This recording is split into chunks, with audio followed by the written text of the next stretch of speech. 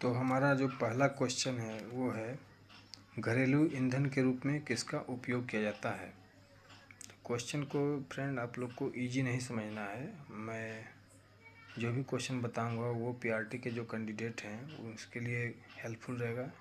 और एग्ज़ाम में आप यहाँ से अगर पढ़ते हैं तो एग्ज़ाम में आपका बहुत सारा प्रश्न लड़ेगा, जो कि आप लोग का रिजल्ट जो है अच्छे से हो सकता है फ्रेंड।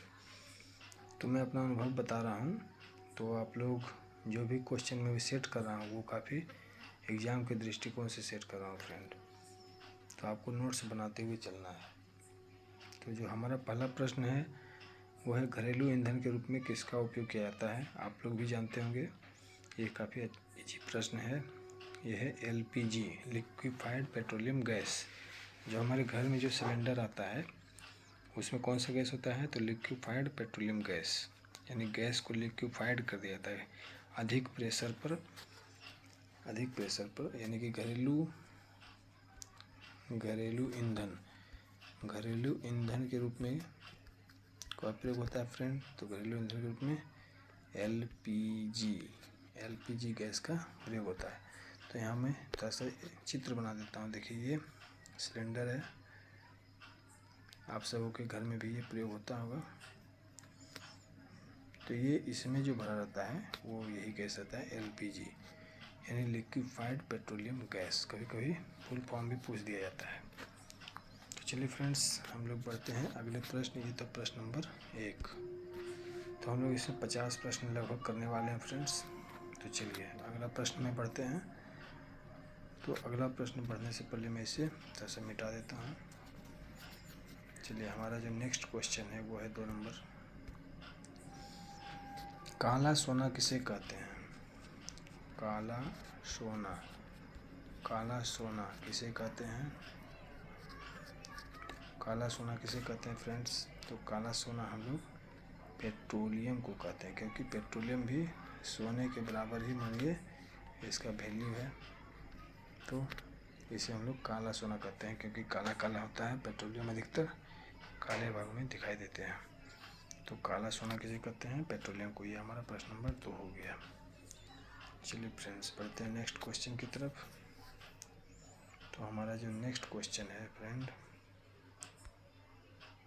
वो क्या है। चलिए इसको मैं डिलीट करना चाहता हूँ, बट यहाँ से डिलीट नहीं हो रहा। इसको मैं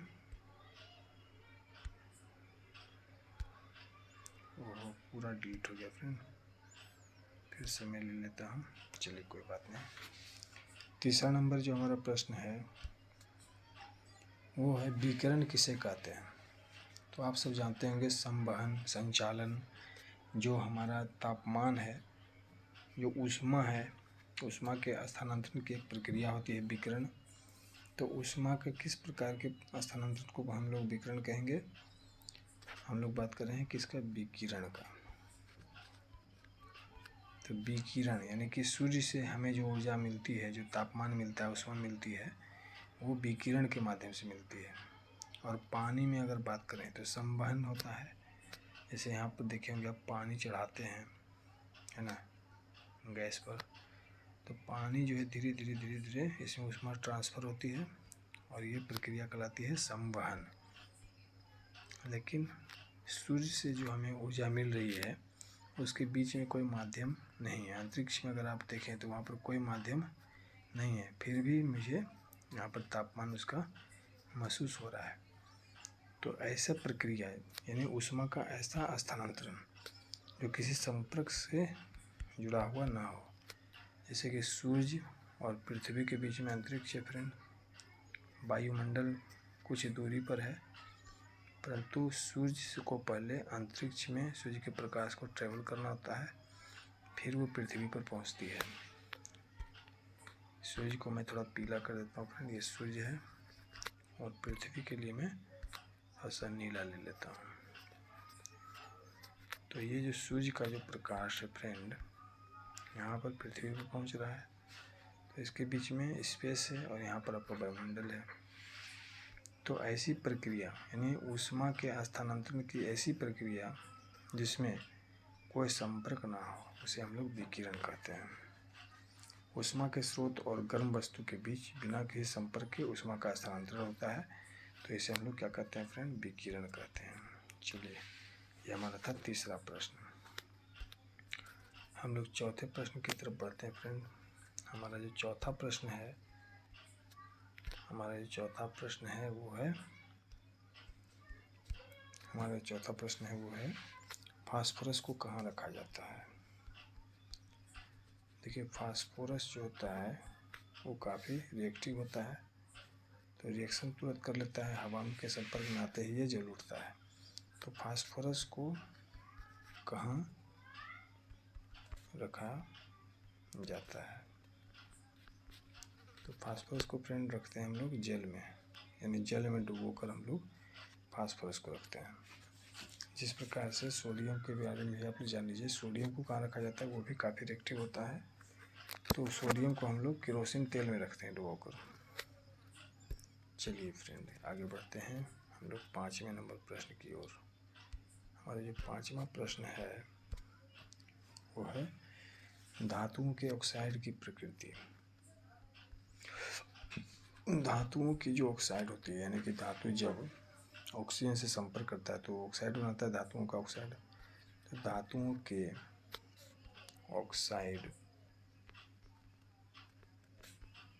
ऑक्साइड की प्रकृति क्या होती है, तो ये धातुओं के ऑक्साइड की जो प्रकृति होती है वो अम्लीय होती है, क्षारीय। तो ये फ्रेंड काफ़ी महत्वपूर्ण प्रश्न है, एग्जाम में पूछता है, तो आप लोग याद रखेंगे कि धातुओं के ऑक्साइड की प्रकृति होती है क्षारकीय प्रकृति होती है। चलिए फ्रेंड्स, 5 नंबर प्रश्न हो गया हमारा। बढ़ते हैं नेक्स्ट क्वेश्चन की तरफ। हमारा जो अगला प्रश्न है वो है 6 नंबर प्रश्न। 6ठा नंबर प्रश्न में कहा जा रहा है, कॉपर पर आपने देखा होगा कि सतह पर जो है जम जाता है, कॉपर की सतह, जो बर्तन होते हैं उसकी सतह पर हरा पदार्थ जम जाता है। यानी प्रश्न है, कॉपर की बर्तन के सतह पर जमा हरा पदार्थ क्या कहलाता है। कॉपर की सतह पर जमा हरा पदार्थ क्या कहलाता है, तो ये कहलाता है फ्रेंड कॉपर हाइड्रोक्साइड। क्या कहलाता है, कॉपर हाइड्रोक्साइड। लिख लीजिएगा फ्रेंड, कॉपर हाइड्रोक्साइड। चलिए आगे बढ़ते हैं प्रश्न की ओर, या इसे हम लोग कॉपर कार्बोनेट भी केवल कह सकते हैं फ्रेंड। ये ऐसा मोटा करना होगा, कॉपर कार्बोनेट।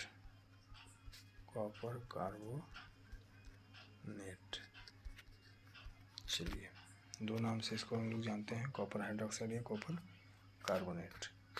चलिए बढ़ते हैं 7 नंबर प्रश्न की ओर। हमारा जो 7 नंबर प्रश्न है वो है फ्रेंड, वह कौन सा अधातु है जो विद्युत का सुचालक होता है।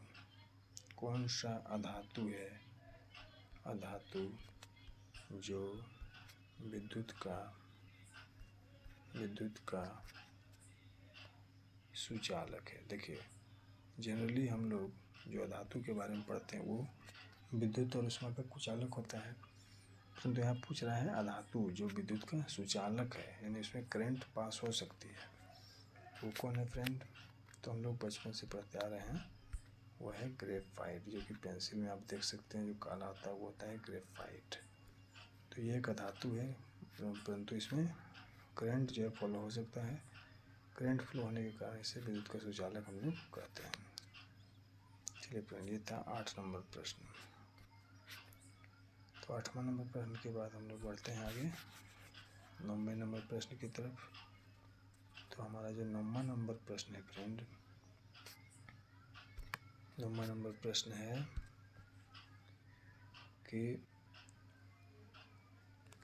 ठंडे जल के साथ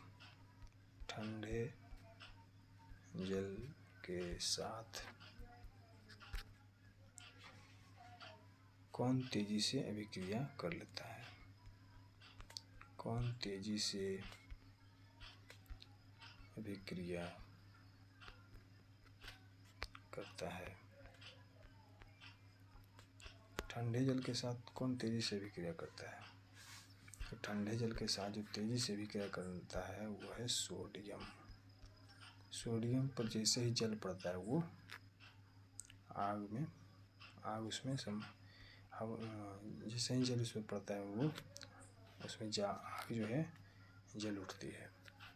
तो ऐसा वीडियो आप यूट्यूब पर भी सर्च करके देख सकते हैं कि सोडियम को जब जल से रिएक्शन करवाया जाता है ठंडे जल के साथ तो क्या रिएक्शन होता है। तो चलिए फ्रेंड्स, ये प्रश्न भी हो गया हमारा। आगे बढ़ते हैं हम लोग 10वें नंबर प्रश्न की तरफ। और जो 10वां नंबर प्रश्न है फ्रेंड वो है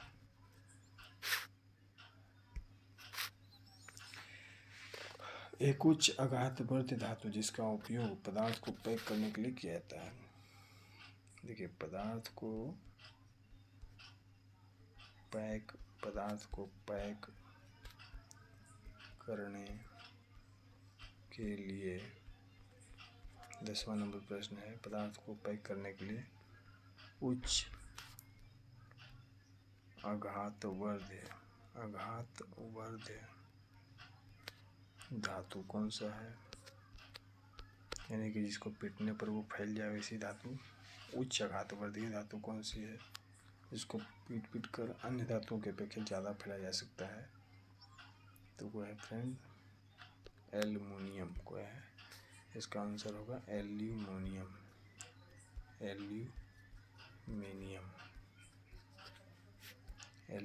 है। उच्च आघात धातुओं को पदार्थों को पैक करने के लिए इसका प्रयोग करते हैं। चलिए फ्रेंड्स, ये हो गया हमारा 10वां नंबर प्रश्न खत्म। अब आते हैं 11वें नंबर प्रश्न की तरफ। हमारा जो 11वां नंबर प्रश्न है फ्रेंड वो है कौन सा धातु है जो द्रव अवस्था में पाया जाता है? धातु जो द्रव यानी लिक्विड फॉर्म द्रव अवस्था में पाया जाता है। तो ये भी काफ़ी आसान प्रश्न है।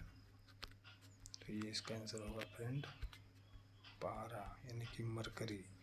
तो मरकरी को आप सबने देखा होगा कि वो लिक्विड फॉर्म में होता है, वो कभी नहीं जम सकता है और वो क्या है? तो धातु है। चलिए 11वां नंबर प्रश्न हो गया। 11वें नंबर प्रश्न के बाद हम लोग बढ़ते हैं 12वें नंबर प्रश्न की ओर। तो हमारा जो 12वां नंबर प्रश्न है वो पूछा रहा है कि सबसे सक्रिय अधातु कौन सा है? सबसे सक्रिय परंतु क्या अधातु? सबसे सक्रिय अधातु कौन सा है?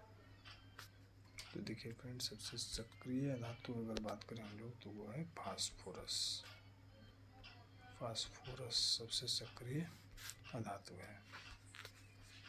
चलिए फ्रेंड्स, ये हो गया। हम लोग पढ़ते हैं 13वें नंबर प्रश्न में। हमारे 13वां नंबर प्रश्न है ऐसा कौन सा धातु है जिसे चाकू से काटा जाता है? यानी कि धातु जिसे चाकू से काटा जा सकता है। धातु जिसे चाकू से काटा जा सकता है। तो ये भी काफ़ी आसान प्रश्न है, काफ़ी पॉपुलर प्रश्न है। तो ये सोडियम धातु है। सोडियम धातु काफ़ी मुलायम होती है, इतनी मुलायम कि इसे चाकू से हम लोग काट सकते हैं। तो चलिए फ्रेंड, आगे बढ़ते हैं 14वें नंबर प्रश्न में। और जो 14वां नंबर प्रश्न है वो है धातुओं के किस गुण के कारण जो लंबे लंबे तार होते हैं वो बनाए जाते हैं? किस गुण के कारण धातुओं के लंबे लंबे तार बनाए जाते हैं। तो देखिए, धातु में बहुत सारे गुण होते हैं, जिसमें एक आघातवर्तीयता और एक तन्यता होती है। तो आघातवर्तीयता में हम लोग क्या समझते हैं कि हथौड़े से जब पीट के धातुओं को हम लोग इसे फैला देते हैं। यहाँ पर आप ऊपर में देख सकते हैं, हम एक एग्जाम्पल दे रहा हूँ। एक हथौड़ी है और हथौड़ा से इस धातु को पीट कर पहले इतना ताप इसे फैला दिया गया है। तो ये गुण होता है आघातवर्ध्यता, जिसको हम लोग डक्टाइल इंग्लिश में कहते हैं। और एक होता है जिसको हम लोग तार को इतना धातु को खींच कर एक लंबा तार में बदल देते हैं। तो ये गुण कहलाता है तन्यता। तो यहाँ पे पूछा किस गुण के कारण धातु के लंबे लंबे तार होते हैं, तो तन्यता। क्या हो जाएगा? तन्यता। तो तन्यता आप लोग याद रखिएगा, तन्यता, जिसके कारण धातु के लंबे लंबे तार बनते हैं। तो ये था 14वां नंबर प्रश्न। अब आते हैं हम लोग 15वें नंबर प्रश्न पर। तो हमारा जो 15वां नंबर प्रश्न है फ्रेंड, वो है सबसे सक्रिय धातु कौन सी है? सबसे सक्रिय धातु कौन सी है? तो सबसे ज़्यादा सक्रिय, तो सबसे ज़्यादा सक्रियता श्रेणी जब आप देखिएगा तो उसमें सबसे ऊपर धातु जो है वो है पोटेशियम, जिसका सिंबल होता है